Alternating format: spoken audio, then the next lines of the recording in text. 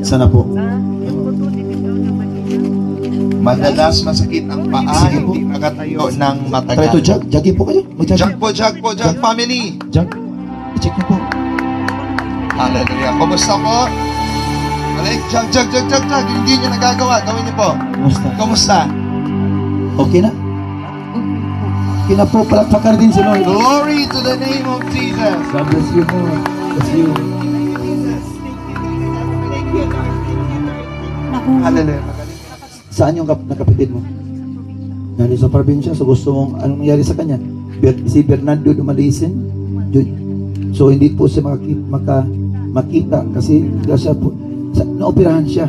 Pero hindi pa siya naoperahan, makita siya. So, normal po. Bakit po siya naoperahan? Nahulog po. Nung nahulog po sa puno, nung niya naoperahan yung ulo niya. Ay, taran yun. Wait, so, pero yung hindi, nahulog siya ng puno. So, pagkatapos ng nahulog siya, makikita pa siya doon. Ayan. So, failure ng doktor yan. That's doctor's failure. Failure po yun. Dapat, kasi ang problema natin ngayon, wala tayong warranty, life warranty. Dapat may life warranty tayo. That's failure of the operation.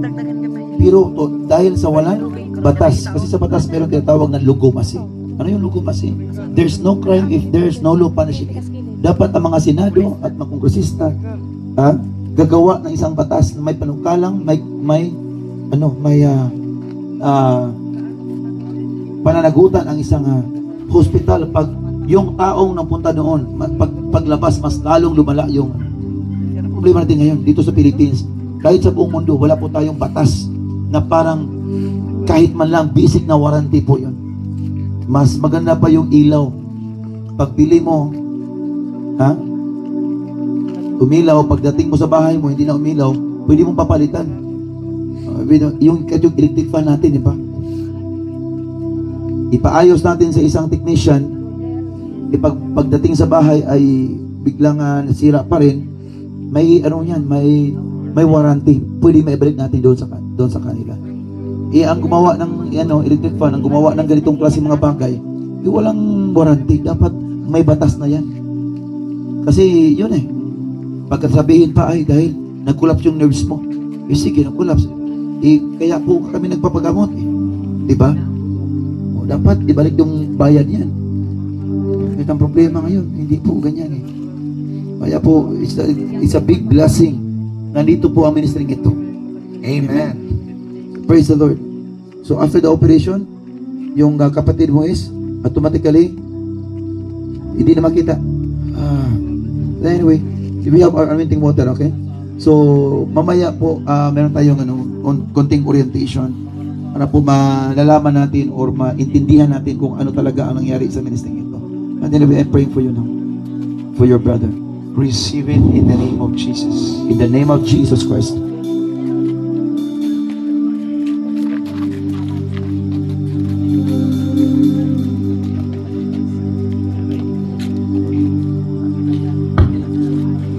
Mahina yung tahinga mo.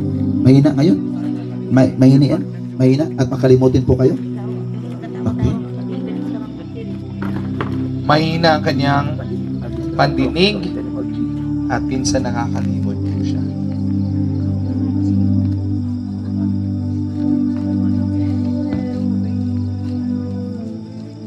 Usap po kayo. Malakas na. Malakas na. Malakas na! Hallelujah! God bless you po. God bless. Palakpakan niyo si Lord. Okay. Praise the Lord.